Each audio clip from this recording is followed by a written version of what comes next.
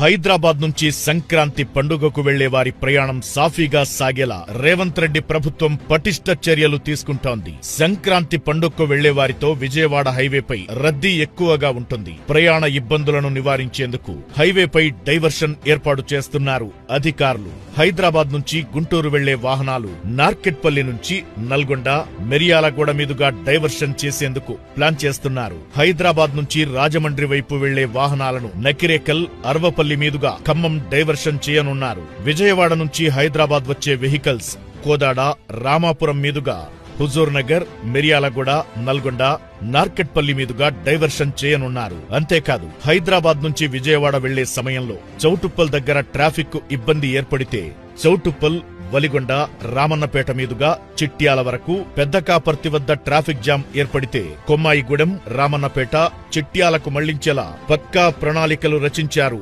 అధికారులు. రాయినిగూడెం వద్ద యూటర్న్ మూసివేయడంతో ఖమ్మం నుంచి హైదరాబాద్ వెళ్లే వెహికల్స్ ను చివెంల, ఐలాపురం మీదుగా హైదరాబాద్ మళ్లిస్తున్నారు. అంతేకాదు ప్రమాదాలు జరగకుండా పటిష్టమైన చర్యలు చేపట్టారు. అవసరమైన చోట్ల సూచిక బోర్డులు, రేడియం స్టిక్కర్, లింకింగ్ లైట్స్, ప్రత్యామ్నాయ రోడ్లకు రిపేర్లు చేస్తున్నారు. నల్గొండ, సూర్యాపేట జిల్లాలో హైవే వెంబడి 8 మంది సిఐలు, 4 హైవే పెట్రోలింగ్ టీమ్స్, 14 మంది ఎస్ఐలు, 80 మంది కానిస్టేబుళ్లను ఏర్పాటు చేసి ట్రాఫిక్ ను క్రమబద్ధీకరించనున్నారు. ఏదైనా ప్రమాదం జరిగితే వెంటనే ట్రాఫిక్ క్లియర్ చేసేందుకు 4 భారీ క్రేన్లను కూడా అందుబాటులో ఉంచారు. రెవెన్యూ, పోలీస్, హైవే, R&B, రవాణా శాఖ అధికారులు 24 గంటలు అందుబాటులో ఉండేలా కంట్రోల్ రూమ్ ఏర్పాటు చేసింది ప్రజా ప్రభుత్వం.